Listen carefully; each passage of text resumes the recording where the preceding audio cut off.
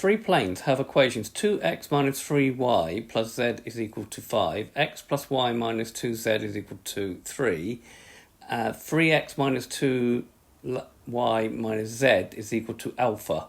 Show that the three planes do not have a unique point of intersection, and then for alpha equal to 8 and alpha equal to minus 5, describe the geometrical arrangement of the three planes.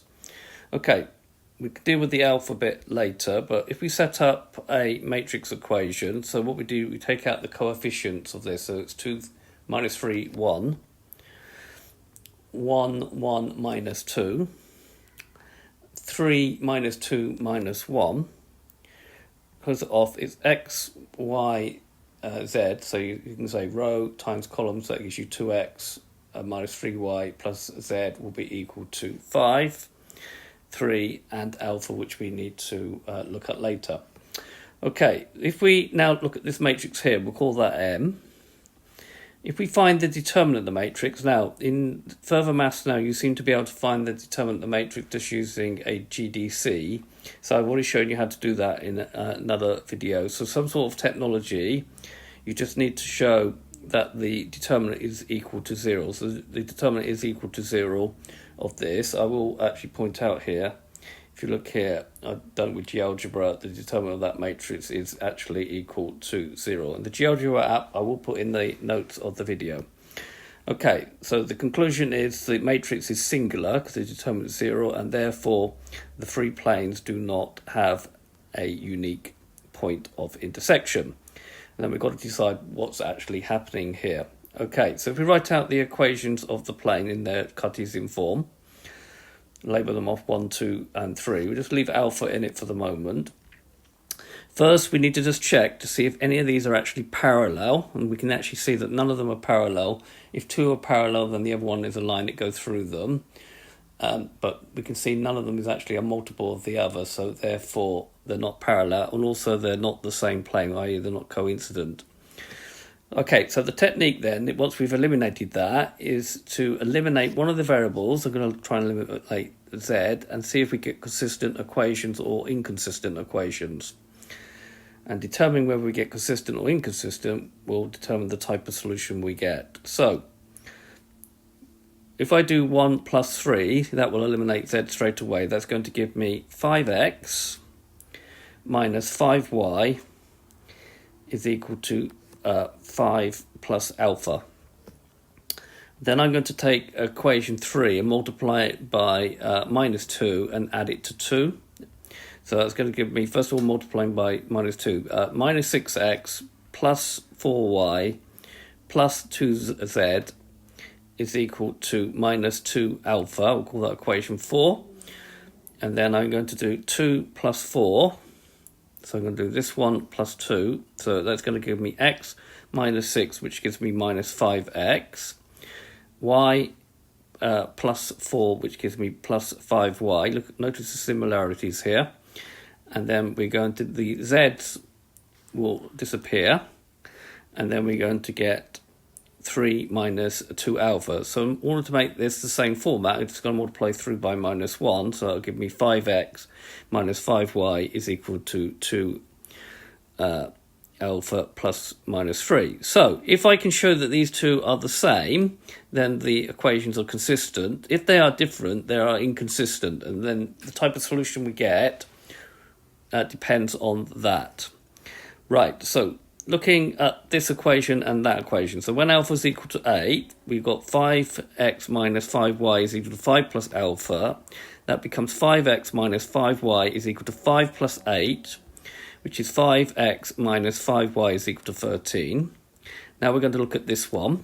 We've got 5x minus 5y is equal to 2 alpha minus 3. That means that 5x minus 5y will be 2 times 8, because alpha's 8, minus 3.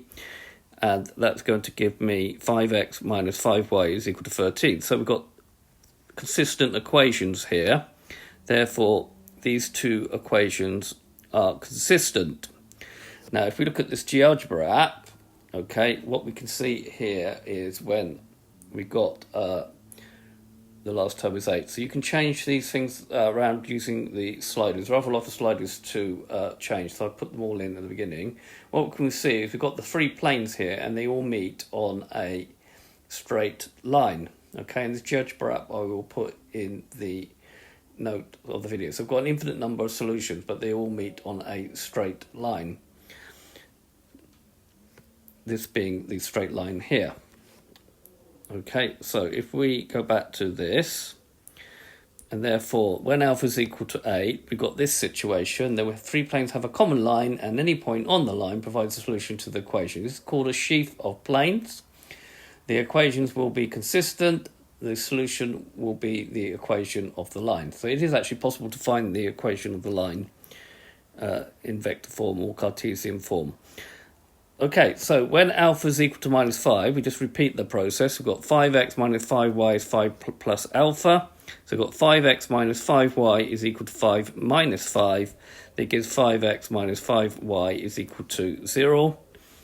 We've got 5x minus 5y is equal to 2 alpha minus 3, which gives 5x minus 5y is equal to 2 times minus 5 minus 3.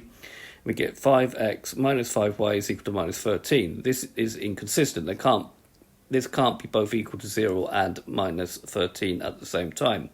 So these two equations are inconsistent. So let's just nip back to our GeoGebra app, okay, and change the last value on the equation to -5. And then we can see what we've got here, okay, is we've got here that we've got the situation of a triangular sort of prism where each pair of planes intersects in a straight line and the 3 lines are parallel. So these 3 lines would have to be parallel. If they're not, they will meet somewhere else. Okay, let's see if I can show that. If I... no, that's no good. Let's see if I can change something. Right, there you go. You can see now they actually meet at a particular point. Okay, at this particular point here, it gives it down here on the thing. So you need to be careful. Sometimes it looks like that you've got this sort of triangular prism, but you haven't because the determinant's not equal to 0. Okay.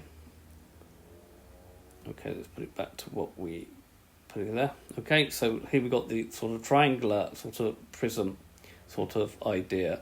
Okay, and you can move those sliders around. It's rather a lot of sliders to move, but you can move the sliders around and create any situation with 3 planes.